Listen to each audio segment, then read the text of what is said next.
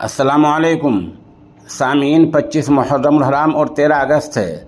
खबर का उन्वान है, मस्जिद की छत गिरने से 7 नमाजी जाँ बहक हो गए हैं और कई ज़ख्मी हुए हैं। खबर थोड़ी तफसील से सुनिए। खबर ये नाइजीरिया की है।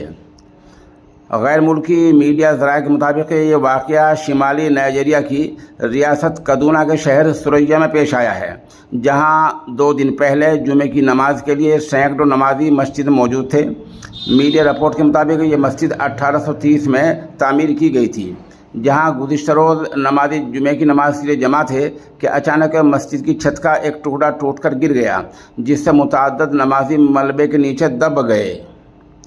दूसरी जानिब कदूना रियासत के गवर्नर और ओबा सानी ने इस वाक़े की फौरी जांच का हुक्म देते हुए इसको अफसोसनाक वाक़या करार दिया है और कहा कि मुतासरीन की मदद की जाएगी। बहरहाल फ़िलहाल रिपोर्ट इतनी है कि 7 नमाजी जाँ बहक हो गए हैं और कई ज़ख्मी हुए हैं और ज़ख्मियों को हस्पताल में दाखिल कर दिया गया है। मामला नाइजीरिया का है और मामला 2 दिन पहला है।